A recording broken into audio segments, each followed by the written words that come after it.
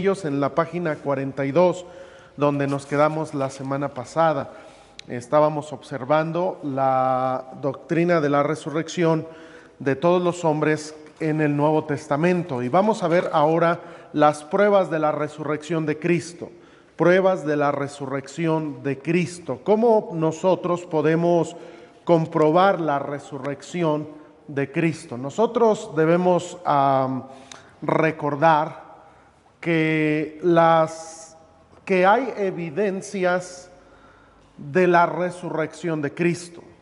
Vamos a estar analizando algunas evidencias de la resurrección de Cristo. Y por evidencias debemos nosotros saber que en cuanto a todo esto que es la resurrección de Cristo, hay pruebas que son contundentes, pruebas que son veraces, verdaderas. Y no nada más tiene que ver en el ámbito de testimonio de aquellos que seguían al Señor, porque si usted y yo recordamos, cuando leemos la Biblia, al final de los evangelios se dice o se habla acerca de cómo es que en la iglesia iba a llevarse a cabo o más bien algunos de los discípulos creían o se enseñaba más bien a través de los romanos de cómo es que los discípulos habían ultrajado el cuerpo, es decir, lo habían sacado. Sin embargo, en la Biblia vamos a encontrar pruebas que son contundentes sobre la resurrección de Cristo, y esto es lo que vamos a ver a continuación. Vamos a ir directamente, y ahorita como tenemos varios textos en diferentes pasajes de la Escritura, no voy a leer uno para iniciar porque es la misma clase, pero voy a leer a partir de la letra C. Dice: pruebas de la resurrección de Cristo. El Nuevo Testamento presenta una prueba avasallante de la resurrección de Cristo. Al menos 17 apariciones de Cristo ocurrieron después de su resurrección. Estamos hablando de pruebas de la resurrección de Cristo, y aquí vamos a ver en primer lugar 17 acontecimientos en los cuales el Señor apareció en diferentes ocasiones a diferentes grupos de personas en el Nuevo Testamento. Número 1, vamos a encontrar que el Señor apareció a María Magdalena. En Juan capítulo 20, versículos del 11 en adelante dice: pero María estaba fuera llorando junto al sepulcro, y mientras lloraba se inclinó para mirar dentro del sepulcro, y vio a 2 ángeles con vestiduras blancas que estaban sentados, el uno a la cabecera y el otro a los pies, donde el cuerpo de Jesús había sido puesto. Y le dijeron: mujer, ¿por qué lloras? Les dijo: porque se han llevado a mi Señor y no sé dónde le han puesto. Cuando había dicho esto, se volvió y vio a Jesús que estaba allí, mas no sabía que era Jesús. Jesús le dijo: mujer, ¿por qué lloras? ¿A quién buscas? Ella, pensando que era el hortelano, le dijo: Señor, si tú le has llevado, dime dónde le has puesto y yo lo llevaré. Jesús le dijo: María. Volviéndose ella, le dijo: Raboni, que quiere decir maestro. Jesús le dijo: no me toques, porque aún no he subido a mi Padre, mas ve a mis hermanos y diles: subo a mi Padre, a vuestro Padre, a mi Dios, a vuestro Dios. Ahí encontramos que entonces es una de las apariciones después de la resurrección que encontramos en la palabra de Dios, en este caso a María Magdalena. Este mismo relato, de igual manera, lo vamos a encontrar en Marcos 16, versículo 9, donde dice que habiendo pues resucitado Jesús por la mañana, el primer día de la semana, apareció primeramente a María Magdalena. Ahora, note esto, encontramos que la palabra de Dios afirma que después de la resurrección hubo testigos oculares de la resurrección, es decir, hubo personas que lograron dar testimonio de esto. Encontramos no tan solamente a María Magdalena, sino que vamos a encontrar otras apariciones, y dice en el punto número 2, aparición a las mujeres, porque dice en Mateo 28, 9 y 10: he aquí Jesús le salió al encuentro diciendo: salve.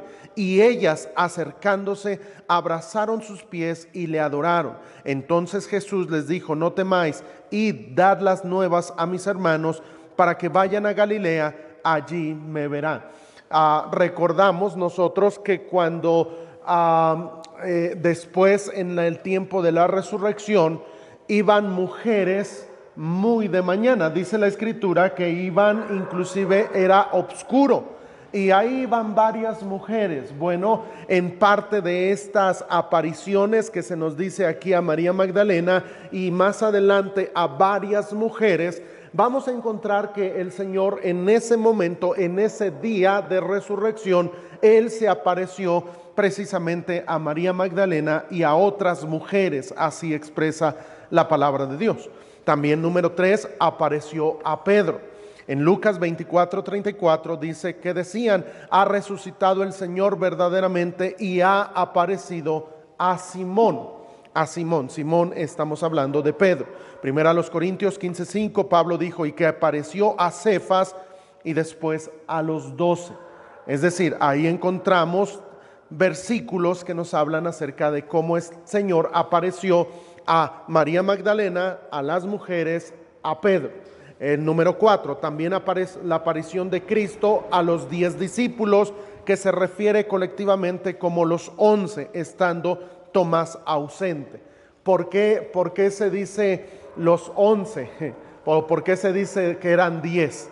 Bueno, es sencillo, porque ahí ya no se contaba a Judas Iscariote. Judas Iscariote, para este tiempo, él ya se había suicidado. Y ahí ya no estaba. ¿Se acuerdan que eran 12? Bueno, sin contar a Judas, y dice la palabra de Dios que no estaba Tomás, porque Tomás fue aquel incrédulo que dijo: no, hasta que yo viere al Señor y viere el hueco en su costado, y recordarán el texto. En Marcos 16:14 dice: finalmente se apareció a los 11 mismos, estando ellos sentados a la mesa, y les reprochó su incredulidad y dureza de corazón, porque no habían creído a los que le habían visto resucitado. Ahí encontramos entonces en este texto de la escritura. Ahora voy a saltarme al punto número 5, porque sé que hay otros textos, pero voy al punto número 5. Solamente quiero recapitular las apariciones que tenemos en la escritura. 5. Aparición a los 11 discípulos una semana después de la resurrección, es decir, al siguiente día, primer día de la semana. Dice: 8 días después estaban otra vez sus discípulos dentro, y con ellos Tomás. Llegó Jesús estando las puertas cerradas, y se puso en medio y les dijo: paz a vosotros. Luego dijo a Tomás: pon aquí tu dedo y mira mis manos, acerca tu mano y métela en mi costado, y no seas incrédulo sino creyente. Entonces Tomás respondió y le dijo: Señor mío y Dios mío. Jesús le dijo: ¿por qué me has visto, Tomás, creíste? Bienaventurados los que no vieron y creyeron. Ahí entonces tenemos que aparece el Señor, y vamos a ver esta constante apariciones que hay. Bueno, voy a seguir. También se aparece a 7 de los discípulos en el mar de Galilea. En el mar de Galilea, solamente voy a mencionar algunos versículos. Después de esto, Jesús se manifestó otra vez a sus discípulos junto al mar de Tiberias, y se manifestó de esta manera.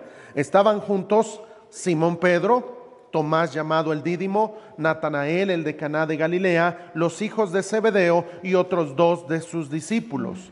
Simón Pedro le dijo: voy a pescar, y continúa. Pero ahí vamos a encontrar que es en el momento en el cual el Señor aparece ahora a 7 discípulos, y esta va a ser una de las últimas apariciones que tiene el Señor antes de ascender al cielo. Entonces encontramos ese pasaje. En el número 7, página 44, vamos a ver que se aparece a 500. ¿Quiénes eran estos 500? Bueno, la Biblia no nos los dice, pero apareció a 500. A 500 a la vez. Primero a los Corintios 15:6 dice: después apareció a más de 500 hermanos a la vez, de los cuales muchos viven aún y otros ya duermen. Encontramos entonces que ahí la palabra de Dios dice que apareció a más de 500 personas a la vez. La resurrección de Cristo tiene muchas apariciones. El punto número 8, aparición a Santiago, el hermano del Señor. Primera a los Corintios 15:7 dice: después apareció a Jacobo. después a todos los apóstoles. Recordemos que Jacobo fue el primer pastor en la iglesia en Jerusalén. Bueno, él presenció de manera directa la resurrección del Señor. Y nosotros sabemos que Santiago era medio hermano del Señor Jesucristo. ¿Por qué medio hermano? Bueno, porque a través del matrimonio de María y de José, José y María tuvieron hijos y tuvieron hijas. Lo dice en Mateo 13:55, nos hace referencia a eso. Y hay otros textos que nos refieren a eso. Y nos dice los nombres inclusive. Y vamos a encontrar que ahí está precisamente Jacobo, el medio hermano del Señor Jesucristo, a quien se le apareció. Primera Corintios 15:7, después apareció a Jacobo. Número 9, aparición a los 11 discípulos en la montaña de Galilea. Esto es ya en el momento en el cual el Señor va a ascender. En Mateo 28:16 dice, pero a los 11 discípulos se fueron a Galilea, al monte donde Jesús les había ordenado, y cuando le vieron, le adoraron. Ahí encontramos que ellos le vieron. ¿Cómo le vieron? Como resucitado, como resucitado. Número 10, aparición a sus discípulos con ocasión de su ascensión desde el monte de los olivos. En Lucas 24, versículos 44 dice, y les dijo, estas son palabras que os hablé estando aún con vosotros, que era necesario que se cumpliese todo lo que está escrito de mí en la ley de Moisés, en los profetas y en los salmos. Entonces les abrió el entendimiento para que comprendiesen las escrituras y les dijo, así está escrito. Y así fue necesario que el Cristo padeciese y resucitare de los muertos al tercer día, y que se predicase en su nombre el arrepentimiento y el perdón de pecados. Y continúa ahí el texto, pero vemos otra aparición. Lo mismo tenemos en Hechos. En Hechos 1, versículos del 3 en adelante, vemos que el Señor se aparece. Dice la Escritura, a quienes también después de haber padecido, se presentó vivo con muchas pruebas indubitables. Es decir, encontramos que el Señor se apareció a los 11, se apareció en diferentes maneras y lo vemos de esa manera. En Hechos 7 encontramos la 11ª vez que encontramos esto, aparición del Cristo resucitado a Esteban en momentos antes de su martirio. En Hechos 7:55 dice, pero Esteban, lleno del Espíritu Santo, puestos los ojos en el cielo, vio la gloria de Dios y a Jesús que estaba a la diestra de Dios. Es otra aparición. Más adelante vemos que se le apareció a Pablo, a Saulo. En Hechos 9, versículos del 3 en adelante dice, mas yendo por el camino, aconteció que al llegar cerca de Damasco, repentinamente le rodeó un resplandor de luz del cielo, y cayeron en tierra, y oyó una voz que le decía, Saulo, Saulo, ¿por qué me persigues? Él dijo, ¿quién eres, Señor? Y le dijo, yo soy Jesús, a quien tú persigues. Otra aparición. Esa misma se narra en el capítulo 22, versículos del 6 al 11, y capítulo 26, del 13 al 18. Amor, en mi oficina hay un cuadernillo, préstaselo aquí a Oscar, porfa. ¿Alguien le hace falta? También Jesús, no tienes. Hay dos cuadernillos. Estoy yendo muy rápido, hermanos, porque quiero avanzar. Yo sé que esto ya lo hemos visto en otras lecciones, pero ahí les dejo los versículos donde viene esto una y otra vez. También vamos a encontrar que se aparece una vez más a Pablo ahora en Arabia. En Hechos 20:24 dice, pero de ninguna cosa hago caso, ni estimo preciosa, es en Gálatas, perdón.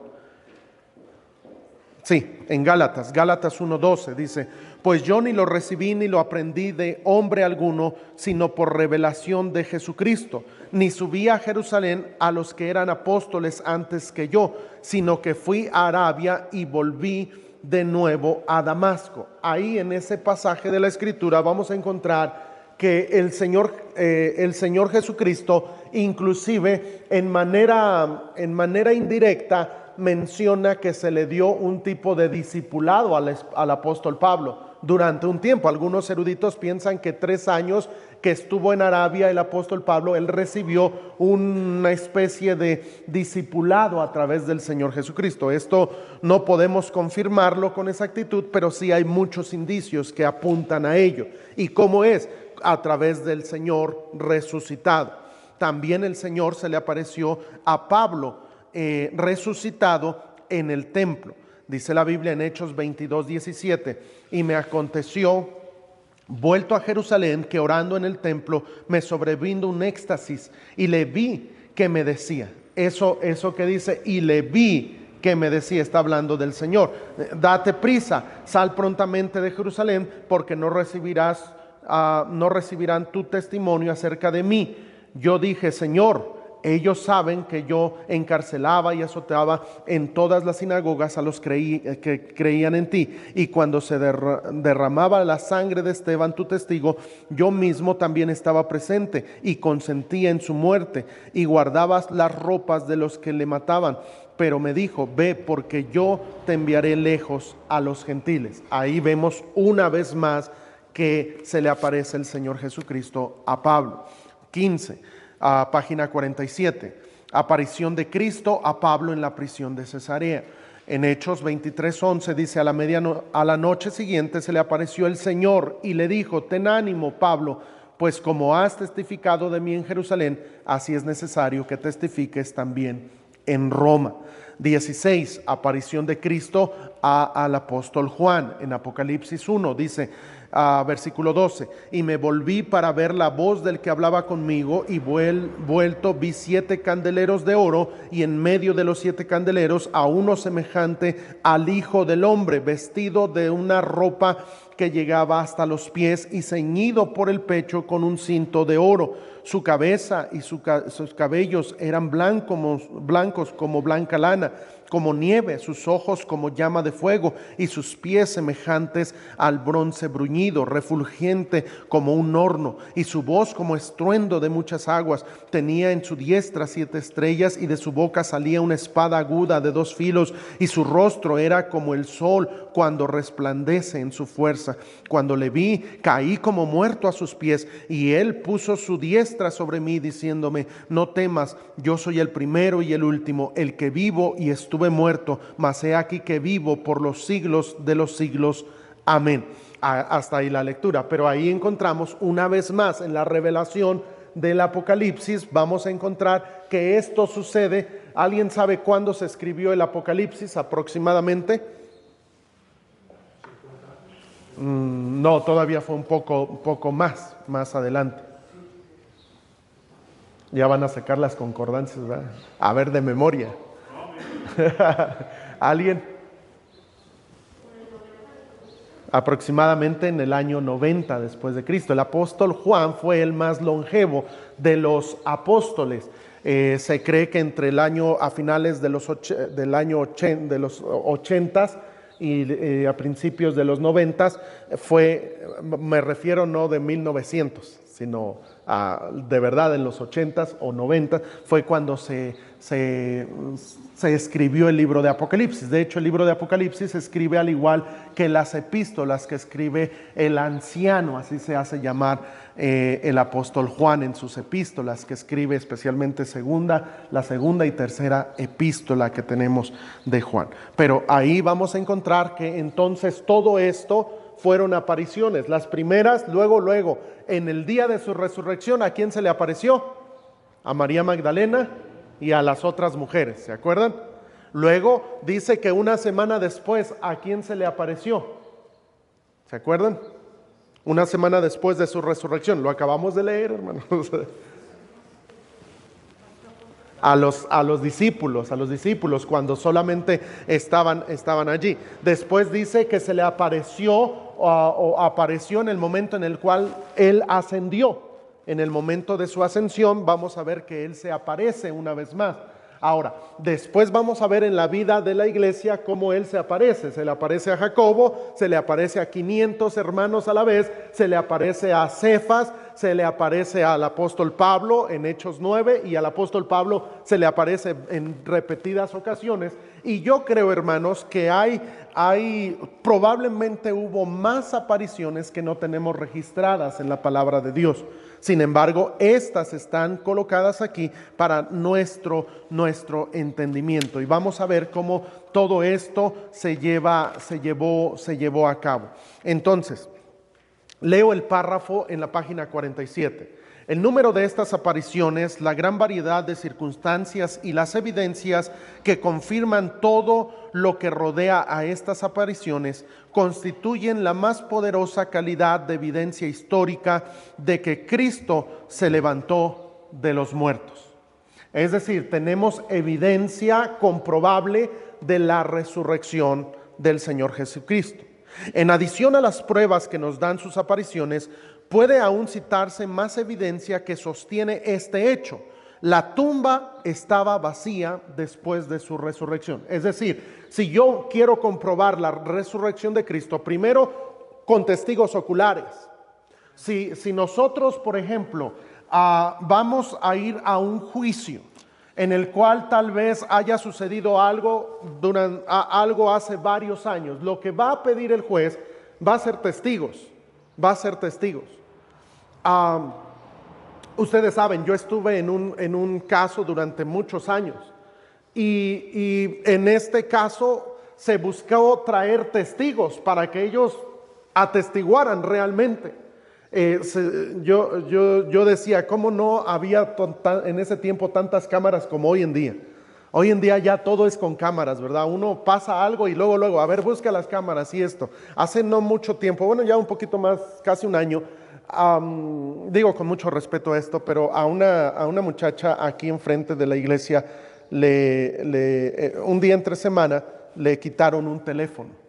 Y se fueron y todo, y ya pusimos el video, y ese video se fue hasta las noticias, llegó un video de las cámaras de aquí de la iglesia hasta las noticias, y ya se estuvo buscando al muchacho y todo, y pues se da mucho. ¿Por qué? Porque es evidencia, y se ocupan testigos, cómo era el hombre que vestía, todo eso. Ahora, aquí tenemos cuando menos 16 apariciones en las cuales el Señor, a través de diferentes testigos, manifestó su resurrección. Lo hizo con los apóstoles, con los discípulos, lo hizo con opositores. Alguien dígame cómo el Señor se apareció a un opositor de él. A Saulo, ¿verdad? A Pablo, Saulo se le apareció. ¿Y cómo es que Saulo creyó en Cristo? A través de esa aparición. Entonces nosotros vamos a encontrar que no nada más eran personas que creían o eran discípulos aquellos que estuvieron ahí cerca, sino a uno de los que iban y perseguían a aquellos del camino, que aún pidió cartas para poder ir a apresar. Bueno, se le apareció, es decir, no nada más al grupo. Es como si nosotros dijéramos, no, pues vamos a ponernos de acuerdo para decir algo. Y tal vez nosotros como hermanos nos pudiéramos poner de acuerdo, pero estamos hablando de personas que no eran parte de nuestro grupo. Personas en este caso que no eran creyentes. En este caso Saulo de Tarso era esa persona. Ahora, otra prueba es la tumba vacía. La tumba estaba vacía. Esa es una prueba de la resurrección de Cristo.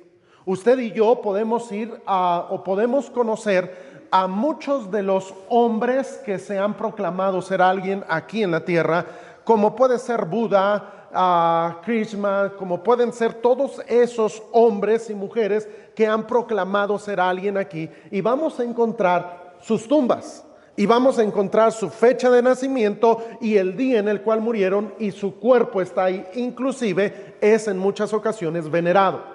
A diferencia de todos esos personajes que existen o existieron, y está su tumba allí y ahí está su cuerpo, a diferencia de todos ellos, la tumba del Señor Jesucristo está vacía. Es decir, esa es una prueba también contundente. En Mateo 28:6 dice, no está aquí, pues ha resucitado, como dijo, venid, ver el lugar donde fue puesto el Señor. Ahí me parece que están hablando el ángel, y está diciendo, no está aquí, pues ha resucitado como dijo. En Marcos 16:6 dice, mas él les dijo, no os asustéis, buscáis a Jesús Nazareno, el que fue crucificado, ha resucitado, no está aquí, mirad el lugar en donde le pusieron. En Mateo 24:3 dice, y entrando no hallaron el cuerpo del Señor Jesús. Es decir, ahí encontramos una vez más evidencia. En Juan capítulo 20, versículo 2 y versículos 5 y 8 dice, entonces corrió y fue a Simón Pedro y al otro discípulo, aquel al que amaba Jesús, y les dijo, se han llevado del sepulcro al Señor y no sabemos dónde le han puesto. Y bajando a mirar, vio los lienzos puestos allí, pero no entró. Luego llegó Simón Pedro tras él y entró en el sepulcro y vio los lienzos puestos allí y el sudario que había estado sobre la cabeza de Jesús, no puesto con los lienzos, sino enrollado en un lugar aparte. Entonces entró también el otro discípulo que había venido primero al sepulcro y vio y creyó. Entonces son pruebas que tenemos allí. Es evidente que los testigos de la resurrección de Cristo no eran gente tonta ni fácil de engañar. De hecho, ellos eran lentos para comprender la evidencia. Digo esto con respeto. Pero vamos a encontrar que en la resurrección de Cristo los discípulos no creían. No creían. Y eso que el Señor les dijo, la clase pasada vimos cómo el Señor estuvo diciéndoles, voy a resucitar, al tercer día resucitaré, y vimos un montón de versículos donde el Señor les dijo de manera clara. Sin embargo, ellos no creían. En Juan 29 dice, porque aún no habían entendido la Escritura, que era necesario que Él resucitase de los muertos. Es decir, ellos veían la tumba vacía y decían, se llevaron al Señor. ¿Por qué? Porque a pesar de que habían escuchado el testimonio del Señor de que Él resucitaría al tercer día, cuando pasó o llegó el tercer día, resulta que ellos no creían. Ellos decían, ¿qué pasó? Pues no sabemos. Y vamos a ver que esto también es evidencia. Leo un texto más, Juan 20:25. Le dijeron pues los otros discípulos, al Señor hemos visto. Él les dijo, si no viere en sus manos la señal de los clavos y metiere mi dedo en el lugar de los clavos y metiere mi mano en su costado, no creeré. Ahora, nosotros podemos juzgar a Tomás o a los discípulos, pero también a nosotros nos cuesta ocasionalmente creer el poder de Dios. Dios es poderoso. La resurrección es prueba de su poder. A veces nosotros, el Señor nos dice, ten confianza en mí, cree en mí, y nosotros a veces no creemos, tenemos duda, resulta que tenemos, no sé, inquietudes en nuestro corazón. Debemos creer. Una vez, leo el párrafo siguiente, una vez convencidos de la realidad de su resurrección, deseaban morir por su fe en Cristo. Escuche esto. Ahora, primero no creían. Ahora, una vez que ellos creyeron, eso fue tan vívido en sus vidas, tan real para ellos, tan evidente para sus vidas, que ellos ahora estaban dispuestos a dar su vida por la resurrección de Cristo. Es decir, por Cristo, por la evidencia. Ellos vieron, primero no creían, después lo vieron y después estaban dispuestos a dar su vida. Ahí encontramos, es también evidente que hubo un gran cambio en los discípulos después de la resurrección. Su pena fue reemplazada con gozo y fe. Más adelante, el libro de los Hechos testifica del poder divino del Espíritu Santo en los discípulos después de la resurrección de Cristo. El poder del Evangelio, el cual ellos proclamaron, y las evidencias que sostienen los milagros.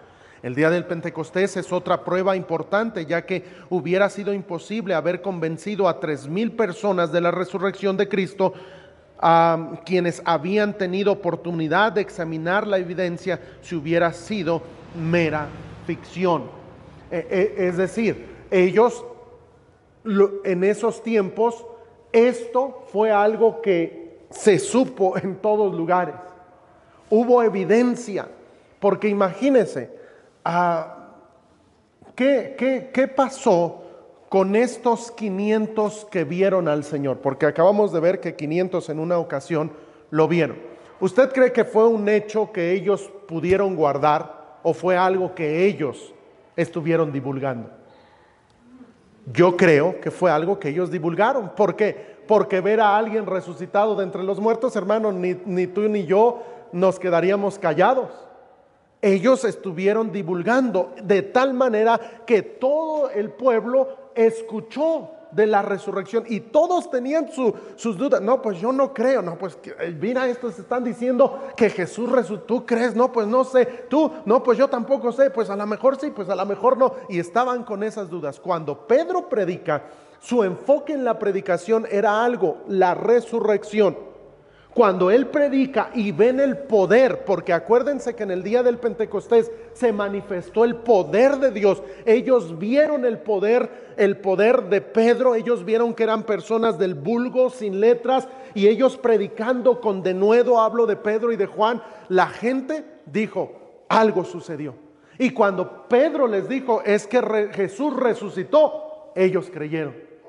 Y esa es una prueba de la resurrección de Cristo. Mire, hermano, bueno, ahorita lo vamos a ver, no me quiero adelantar.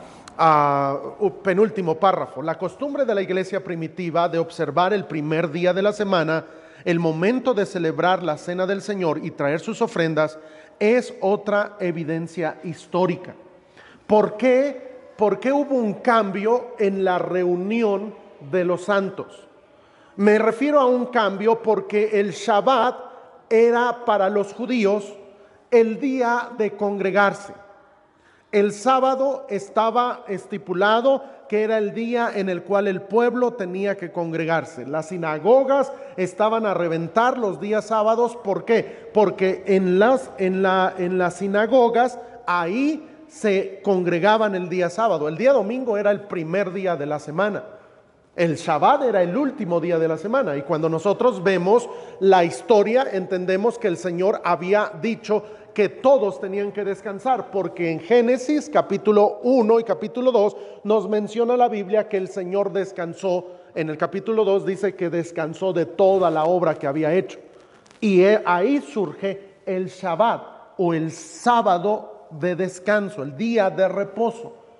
Ahora, cuando nosotros vemos en la iglesia primitiva, la iglesia no se congregó en el Shabbat, sino vamos a ver que se congrega el primer día de la semana. ¿Por qué razón el primer día de la semana y no el Shabbat? Bueno, la razón es porque el primer día de la semana fue el día que resucitó el Señor.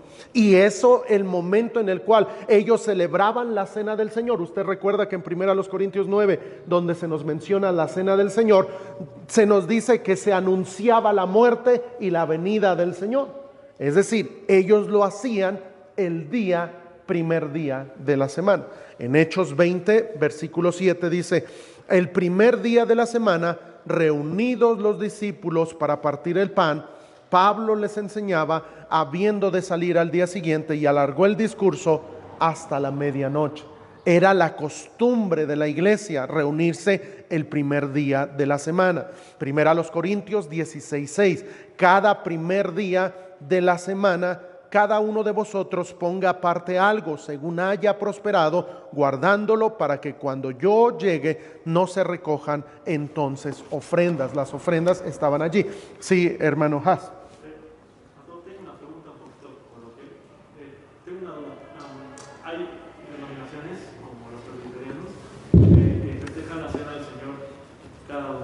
¿Por qué nosotros, como iglesia bautista, solamente, bueno, algunos han tenido inicio de mes, que ver domingo de cada mes? ¿Habría alguna diferencia o iría en contra de algo malo? ¿O es una práctica que no se debe hacer? Si se debe hacer, está bien. Sí, buena pregunta. De hecho, cuando vemos en la palabra de Dios, los discípulos, a ver, díganme ustedes, y piensen en Hechos, primero piensen en Hechos. Y cada cuánto ellos se reunían para tomar la cena del Señor. En Hechos, hermano Víctor. ¿Solo una vez? Bueno, no sé, a ver, solo una vez. ¿Cuál vez o cómo? La cena del Señor. Pues es la que está especificada en Mateo, ¿no? Oh, no, bueno, esa es cuando es constituida la cena del Señor. Esa fue, pero ya la iglesia primitiva iba a estar haciéndola, repitiéndola, ¿no? ¿Cada cuánto lo hacían, hermana Carla? En Hechos 27 dice que cada primer día de la semana los discípulos se reunían para partir el pan. Y era anunciaban la muerte de Cristo y su resurrección, pero también su venida. Sí. Y recuerdan en Hechos capítulo número 2, dice la Biblia que se congregaban todos los días, partían el pan en las casas. ¿Se acuerdan de ese texto de Hechos 2, 44 en adelante? Bueno, resulta esto, se los explico. Cuando la iglesia surge, todos los días la iglesia partía el pan. ¿Por qué? Porque la iglesia primitiva estaban convencidos que el Señor iba a regresar inmediatamente. Y ellos todos los días partían el pan y se celebraba la cena del Señor todos los días. Toda la gente estaba reunida, todos estaban ahí. Es cuando la iglesia, tremendo crecimiento que se dio a través de la predicación de Pedro, primero 3,000, luego 5,000 y luego dice en capítulo 5 que se añadieron hombres y mujeres. La iglesia era de 20,000 personas, dicen los estudiosos. Bueno, esa primera iglesia todos los días se reunía. Ahora, cuando viene la diáspora, la diáspora es la expansión o el momento en el cual tienen que salir porque hay una persecución, Hechos 7 y 8. En esos capítulos vemos ahí se conoce como la diáspora, el momento en el cual van a salir los discípulos, pero ahora ellos ya no se congregan todos los días, sino buscan congregarse cada domingo. Y ahí la iglesia, por eso es que dice ahí en Hechos 20, que se congregaban cada primer día de la semana y entonces lo que ellos hacían era partir el pan. Lo que vemos es que en la iglesia primitiva, cada reunión que ellos tenían, partían o celebraban la cena del Señor. A lo largo de la historia hemos visto que a través de las diferentes denominaciones, y ahí surge mucho, hay denominaciones que lo hacen cada reunión, cada primer día de la semana. ¿Está mal? No está mal. No está mal. Sin embargo, algo que sucedió en muchas de esas iglesias es que se volvió más un ritualismo. Ahora, mi intención no es juzgar, pero se volvió como en el catolicismo, como que vamos y lo hacemos y esto, y se volvió como algo tan común que ya no se pensaba bien en lo que se estaba haciendo. Es ahí donde surgió en diferentes denominaciones decir, bueno, vamos a dejarlo una vez al mes. Algunos dijeron, vamos a dejarlo cada 3 meses, para que sea más consciente, para que sea con mayor disciplina también en todo lo que lleva, porque si recordamos en 1 Corintios, cuando hay abusos en la cena del Señor, ¿qué es lo que estaba pasando? ¿Alguien recuerda? Amor fuerte. Se enfermaban y morían. ¿Por qué? Porque se volvió algo de que estaban haciéndolo todos los días o cada primer domingo de cada domingo, y lo hacían como si fuera cualquier cosa, como algo ritualista, y eso es lo que nosotros debemos evitar. Ahora, cuando yo llegué aquí a la iglesia, una de las cosas que el pastor Tim me pidió me dijo, bueno, nada más le pido algo, no mueva nada en la Constitución durante ciertos años. Y estaba establecido en la Constitución de nuestra iglesia celebrar la Cena del Señor únicamente 2 veces, una en abril y una en septiembre. Sin embargo, la de septiembre nunca la celebraba el pastor Tim, y varios hermanos dijeron, no, pues nada más en la Semana Santa que sea la Cena del Señor. Si usted se ha dado cuenta, hemos celebrado ya más la Cena del Señor. Yo respeté también esto que me pidió el pastor Tim y lo respeté durante los varios años que él me dijo que no lo hiciéramos. Sin embargo, lo respeté y dije, bueno, pero ya es tiempo de hacerlo, y ahora la Cena del Señor la celebramos más frecuentemente. ¿Cómo debe ser? Bueno, no podemos decir, bueno, está bien los que lo hacen una vez a la semana, está mal los que hacen cada 3 meses, está bien los que lo hacen un mes. No, cada iglesia es diferente. Y nosotros, cuando celebremos la Cena del Señor, debe ser en la conciencia de lo que debe ser la Cena del Señor, lo que debe ser la Cena del Señor. Por esa es la razón. Y lo que se busca y buscamos como pastores es que la Cena del Señor sea algo solemne. No lo digo con mucho respeto esto, pero muchos hermanos que vienen de otras iglesias, cuando vienen y celebran o están presentes en la Cena del Señor aquí en la iglesia, regularmente dicen, nunca había estado en una Cena del Señor tan solemne. Ahora, nosotros no somos más que nadie, pero sí buscamos que la Cena del Señor sea algo especial, algo solemne, algo digno del Señor. Si usted se da cuenta, nosotros buscamos inclusive que el jugo de la vid sea uva realmente. Ahora, no tenemos lagar.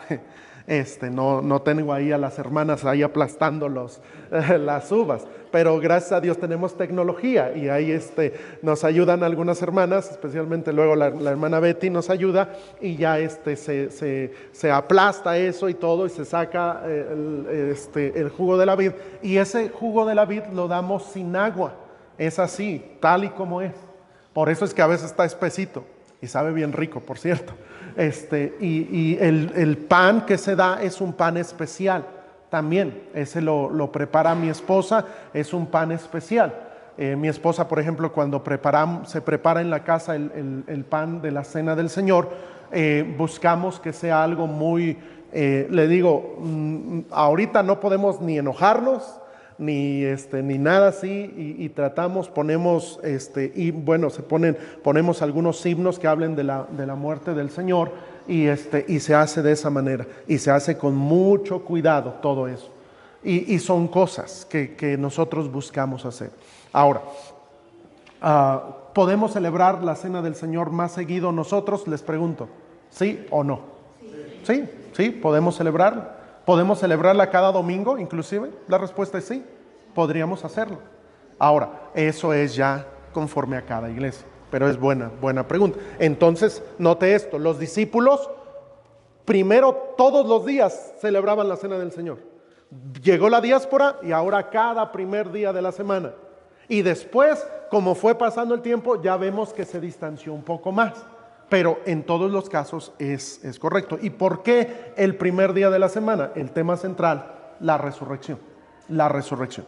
Eso es lo que estamos celebrando. El hecho de abrir las puertas de un lugar como el primer día de la semana, es manifestar o anunciar la resurrección de Cristo. Cuando usted y yo nos congregamos el día domingo, estamos anunciando la resurrección del Señor Jesucristo. Debemos continuar. También a ver, ya me perdí, no, si vamos en el primer párrafo, página 49. El mismo hecho de que la iglesia primitiva nació a pesar de la persecución y muerte de los apóstoles, sería dejado sin explicación si Cristo no se hubiera levantado de la muerte. Fue una resurrección literal y corporal, la cual transformó el cuerpo de Cristo para su función celestial. Es decir, fue una resurrección verdadera. ¿Por qué menciono esto? Porque la secta Testigos de Jehová y otras sectas piensan que la resurrección y la venida del Señor no son cosas literales. Testigos de Jehová, por ejemplo, dicen que la venida del Señor ya sucedió, ya pasó, pero no fue física, sino fue espiritual. Asimismo, defienden que la resurrección no fue física, sino fue espiritual. Nosotros creemos que la resurrección de Cristo fue física, fue literal, fue su cuerpo resucitó. Evidencia tenemos, sí, lo vimos hace 8 días, ¿se acuerdan ahí del texto de Job? Que iba a resucitar y se levantaría su carne y todo eso. Eso habla de Cristo, habla de Cristo. Ahora, letra D, razones para la resurrección de Cristo. Razones, ¿por qué causa el Señor resucitó? Por lo menos pueden citarse 7 razones importantes para la resurrección de Cristo. Número 1, Cristo resucitó debido a quién es Él. Debido a quién es Él. Él resucitó porque Él es Dios. Él resucitó porque era imposible que la muerte se enseñoreara de Él. Dice la Biblia en Hechos 2:24, al cual Dios levantó sueltos los dolores de la muerte, por cuanto era imposible que fuese retenido por ella. Era imposible que la muerte lo retuviera. ¿Por qué causa? ¿Por quién es Él? Él es Dios.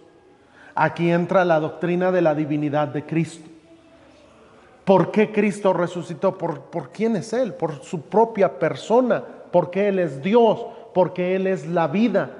Él dijo en una de las 7 ocasiones que Él mencionó acerca del Yahweh, del gran yo soy. Él dijo, yo soy la resurrección y la vida. Él es la vida, Él es la resurrección. Entonces, Él resucitó debido a quien es Él. Número 2, Cristo resucitó para cumplir también el pacto davídico. El pacto davídico. Dice ahí en 2 de Samuel 7, del 12 al 16. Y cuando tus días sean cumplidos y duermas con tus padres, yo levantaré después de ti a uno de tu linaje, el cual procederá de tus entrañas, y afirmaré su reino. Él edificará casa a mi nombre, y yo afirmaré para siempre el trono de su reino. Yo le seré a él padre, y él me será a mi hijo. Y si él hiciere mal, yo le castigaré con vara de hombres y con azotes de los hijos de los hombres. Pero mi misericordia no se apartará de él como la aparté de Saúl, al cual quité de delante de ti, y será firmada tu casa y tu reino para siempre delante de tu rostro, y tu trono será estable eternamente. Ahora, aquí debemos entender bien este texto. No podemos pensar que está hablando en todo del Señor Jesucristo. Está hablando de la simiente o de la generación que vendría de David. Y está diciendo, bueno, entonces si tu simiente ¿cómo dice? Si hiciere mal, yo le castigaré con vara de hombres y con azotes de hijos de hombres. Ahí podemos entender que está hablando de la descendencia de David. Y lo vemos ahí con Salomón, lo vemos ahí en las siguientes generaciones, y vamos a ver que cuando en el reino del sur, donde estaba la descendencia de David, hubo reyes que eran parte, o el bisnieto, tataranieto, o muchos así de la generación de David, que hicieron lo bueno y Dios los bendijo. Ahí está hablando de eso. Pero después dice que el trono sería estable eternamente. Y en el primer versículo dice, en tus días sean cumplidos y duermas con tus padres, yo levantaré después de ti a uno de tu linaje. Ese uno de tu linaje es Cristo. Es Cristo. Entonces, las promesas dadas a David, vamos a ver que se cumplirían en Cristo, en el reino eterno. Un reino eterno. En esa función lo tenemos de esa manera. El pacto davídico es que Dios hizo un pacto con él, que su reino sería eterno. Pero cuando vemos en la Biblia, vamos a ver que el reino luego se quiebra. ¿Se acuerdan por mano de quién fue quebrado el reino del sur? Uno de los descendientes de David, Roboam. En Roboam, ¿se acuerdan que se quiebra ahí? Ahora, el pacto que Dios había hecho con David es un pacto que Dios hizo. Y tendría su cumplimiento no precisamente con los reyes que le siguieron, sino con uno, porque dice, a uno de tu linaje, a uno de tu linaje. Ese es Cristo. Cuando nosotros leemos la genealogía de Jesús, vamos a encontrar hijo de David. ¿Se acuerdan que inclusive Juan Haas, él decía, Jesús, hijo de David, ten misericordia de mí? Ese Jesús, hijo de David, era una frase que se utilizó en los tiempos bíblicos, porque era parte del linaje de David. Muy bien. Lucas 1, 31 al 33 dice: y ahora concebirás en tu vientre y darás a luz un hijo y llamarás su nombre Jesús. Este será grande y será llamado Hijo del Altísimo, y el Señor Dios le dará, miren esto, el trono de David, su padre. Ahora, ¿David era su padre? No, encontramos que David vivió en el año 1000 aproximadamente, 1000 antes de que naciera Jesús, pero estamos hablando de ese linaje. Estamos hablando de ese linaje. Y dice más adelante, y reinará sobre la casa de Jacob para siempre, y su reino no tendrá fin. Es decir, esas promesas se cumplen a través de la resurrección de Cristo. ¿Qué pasó con Jesús cuando Él resucitó y subió al cielo? ¿Qué sucedió con Él? ¿Qué dice la Biblia? Él se sentó en su trono y a la diestra de la majestad en las alturas, es decir, del Padre. Y Él está allí como Rey. Uno de los títulos que tiene Jesús es el Rey de Reyes, Señor de Señores. Él está en su trono, Él tiene control. ¿Cómo? ¿Por qué sucedió eso? ¿Para qué en la resurrección? Porque esa era la promesa dada a David. Muy bien. Número 3. Me avisan porque ahora no tengo reloj y no sé cómo andamos para ver. Número 3. Cristo resucitó para ser el dador de la vida resucitada. Ahora miren esto, Juan 10:10 dice: el ladrón no viene sino para hurtar y matar y destruir. Yo he venido para que tengan vida y para que la tengan en abundancia.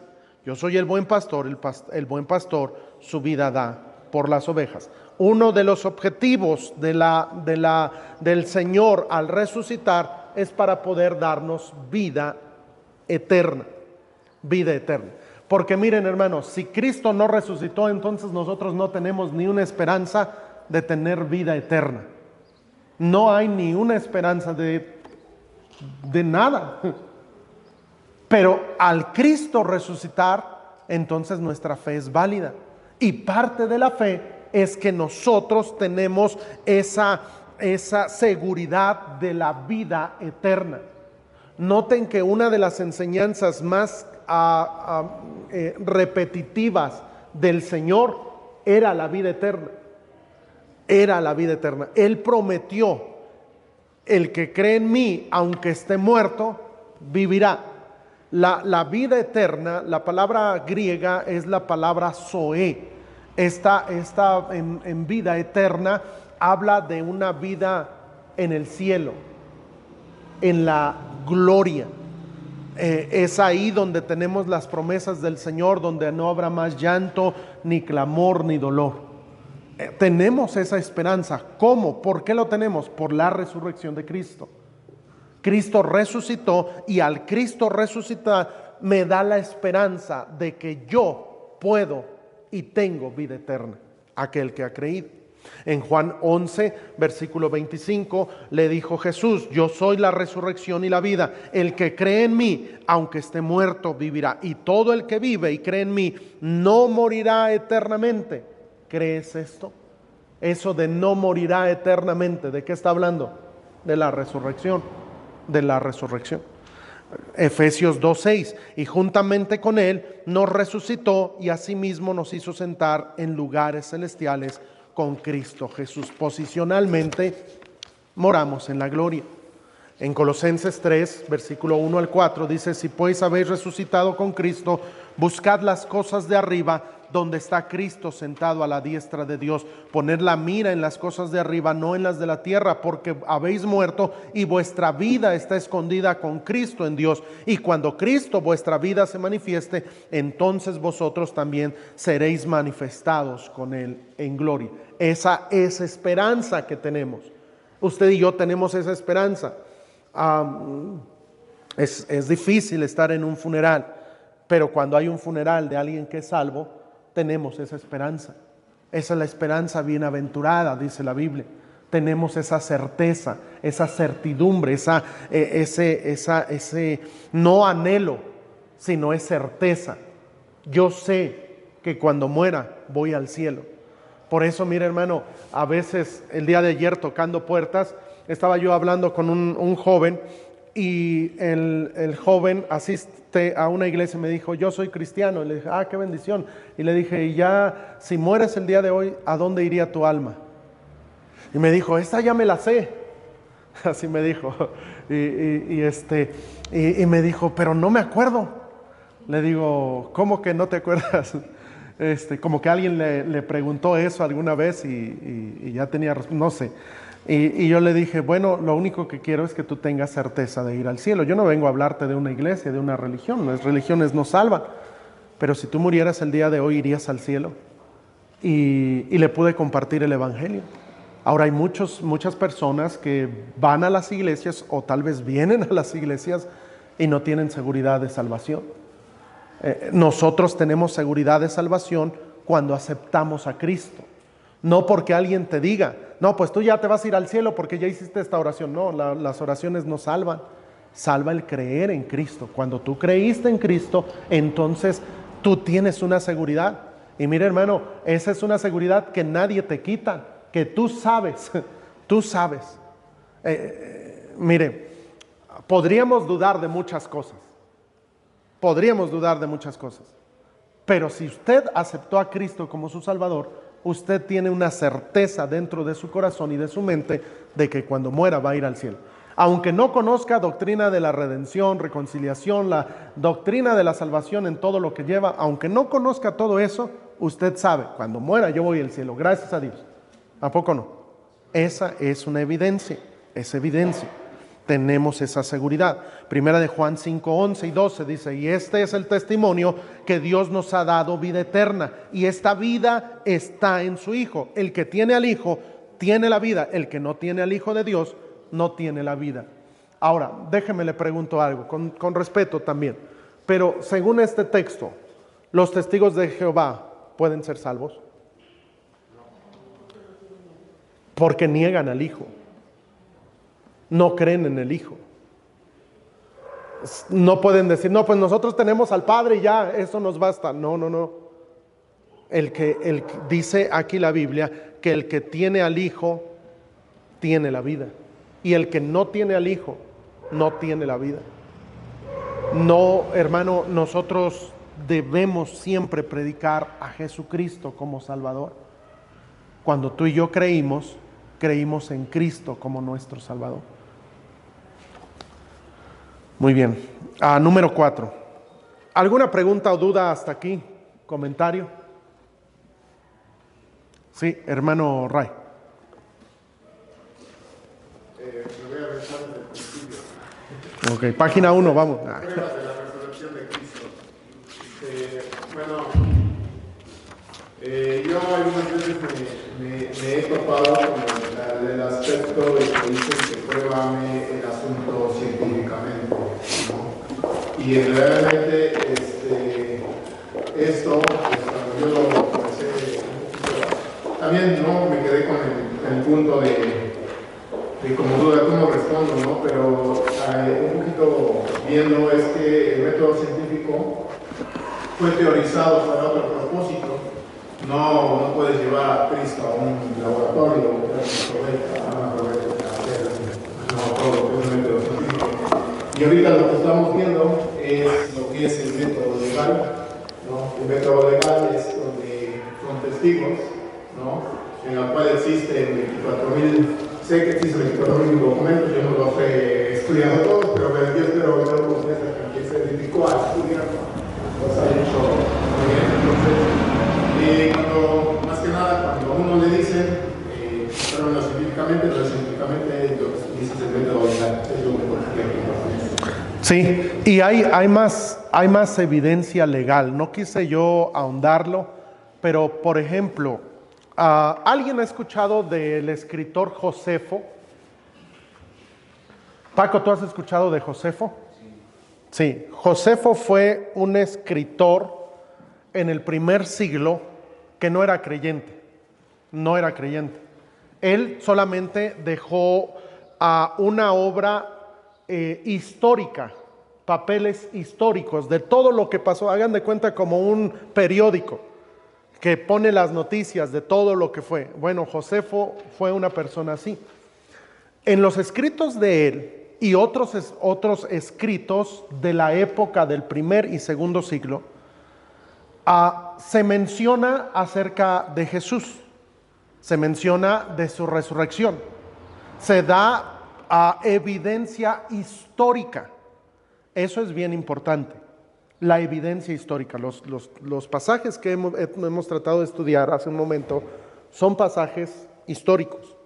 La Biblia es un libro histórico también, no únicamente histórico, pero la Biblia contiene historia. Por eso, mire, el libro de Hechos de los Apóstoles está contemplado como un libro histórico. Ahora, en cuanto a esa evidencia, nosotros podríamos utilizar bases extra bíblicas para aún más afirmar. Una de las bases más importantes, y no lo señalé más, y creo que debo hacerlo, es el hecho de que, miren esto, casi nadie estaría dispuesto a morir por una mentira. Casi nadie estaría dispuesto a morir por una mentira, especialmente por algo que no es de tu familia. Pero encontramos en la Biblia a muchos personajes, y de hecho todos los apóstoles murieron por eso.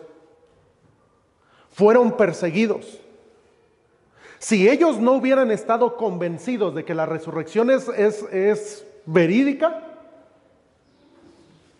como se dice, patitas, ¿para qué las quiero? ¿Va?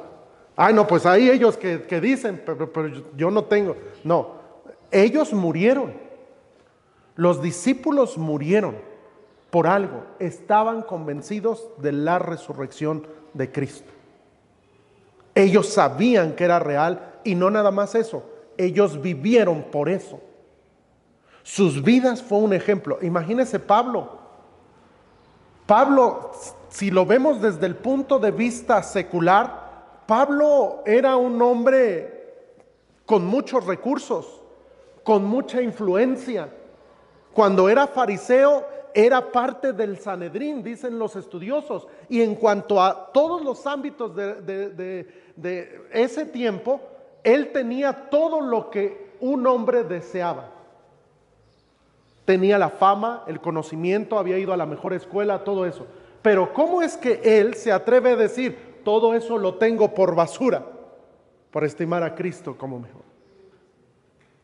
¿Y cómo es que no tan solamente dijo eso, sino que murió decapitado en el año 60 y tantos antes o después de Cristo, por defender lo que él había creído? Entonces, esa prueba de que no nada más los cristianos de ese tiempo. Ahora, déjeme preguntarle algo. ¿Usted sabe que la resurrección de Cristo es real? A ver, vamos a ponerlo así. Lupita, ¿tú sabes que la resurrección de Cristo es algo real?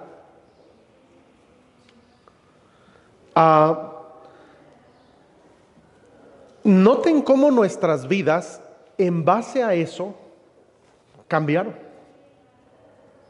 Nosotros somos una prueba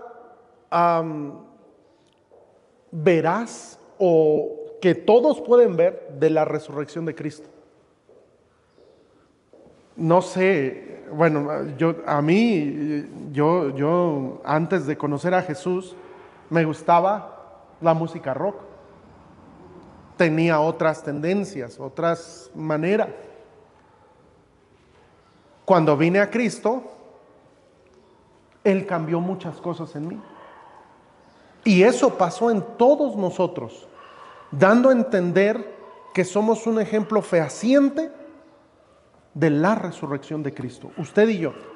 El puro hecho de que tú estés aquí este día. Hace un rato fui a hacer una ruta, unos niños nos dijeron, sí, mañana vamos a ir, iba a venir una familia, nosotros estuvimos orando para que vinieran. Estaba bien frío, ¿verdad? En la mañana. La mañana mi esposa y yo estábamos ahí en el cerro, hermano, se veía bien bonita la luna, por cierto. Pero estaba bien frío. Y estábamos ahí, estábamos orando por los niños y todo, y dijimos, está frío. Ya fuimos a la ruta en la mañana, llegamos y estaban dormidos. No se pararon. Mucha gente dice, es domingo, día de plaza, de fútbol, de descansar, de domingo de películas o domingo de esto. Pero usted y yo, mire, estamos aquí. ¿Sabe por qué? Porque proclamamos algo con nuestros hechos. La resurrección de Cristo. La resurrección de Cristo. Es decir, no tan solamente hay pruebas allá, hace muchos años, sino ahorita. Ustedes y yo atestiguamos la resurrección de Cristo. Ahora, déjeme preguntarle algo. Ustedes y yo tenemos, o más bien, ustedes y yo hemos visto a Jesús resucitado. Y no me salgan con que sí, yo una vez soñé, pastor, y yo lo vi. Pero déjeme decirle algo, no hemos visto a Jesús resucitado. Pero todas esas pruebas son tan evidentes y contundentes para nosotros de creer en la resurrección. Y es más, nos esforzamos, leemos, buscamos cambiar, porque creemos en la resurrección. Así es. Y el versículo que leíamos hace un rato, de cuando le dice el Señor a Tomás, y dice, déjenme buscarlo. Estamos en Juan 20, lo tenía yo aquí hace un rato.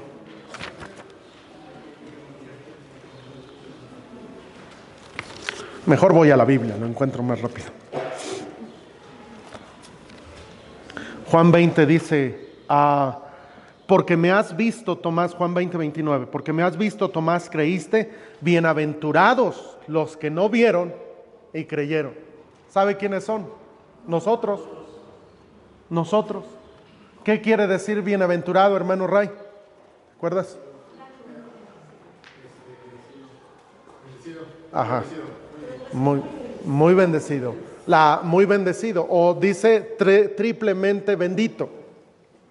Es decir, aquí Dios está diciendo bienaventurados los que no vieron y creyeron. Esos somos nosotros. Y no nada más nosotros, muchos en la iglesia. Qué bendición a aquellos 500, qué bendición a Santiago, qué bendición Simón, qué bendición los apóstoles, los discípulos, las mujeres, María Magdalena, todos ellos que lo vieron. Nosotros no lo hemos visto, pero sabemos que es real. Y esa es una bendición. Debo terminar, déjenme ver. Ok. Vamos a parar ahí, por favor. Nos quedamos en la página 50. Cristo resucitó, de modo que Él sea la fuente del poder de la resurrección. Y veremos el punto 5 la siguiente semana, con el favor de Dios. Qué bendición saber que Cristo resucitó. Y mira, hermano, qué bendición tener esa esperanza también nosotros. De que si el Señor nos llama a su presencia, polvo somos, al polvo volveremos, pero algún día se levantará nuestra carne. Esa es la resurrección. Que Dios nos ayude. Vamos a orar. Señor, te damos toda honra y gloria solo a ti. Rogamos que tu gracia sea sobre nosotros. Bendícenos. Señor, ayúdanos a seguir creyendo. Ayúdanos, Señor, a no dudar. Quita cualquier duda, cualquier inquietud de nuestra mente que nos aleje de creer. Señor, podríamos juzgar a Tomás, pero tal vez, Señor, muchos de nosotros tenemos también dudas de algo en nuestra vida. Ayúdanos a ser creyentes y no incrédulos. Fortalece nuestra fe y gracias porque Cristo resucitó de entre los muertos, primicias de los que duermen fue hecho. Y también tenemos esa esperanza de aquellos que hemos creído como nuestro Salvador. Bendícenos, Señor, y santifica el pan, el café que también probaremos, Señor, te lo ruego, y que tu gracia sea sobre nosotros. En Cristo Jesús te lo pedimos. Amén. Amén. Muy bien, hermanos, hay café y pan para todos. Dios les bendiga. Salúdense unos a otros y caliéntense ahí con el cafecito, ¿verdad? Dios les bendiga. Muchísimas gracias. ¿Tendrás una pluma? ¿Un lápiz? Por favor. ¿Cómo estás, Estrella? Dios te bendiga. ¿Cómo estás? Bien. Sí. ¿Estás malita? Sí.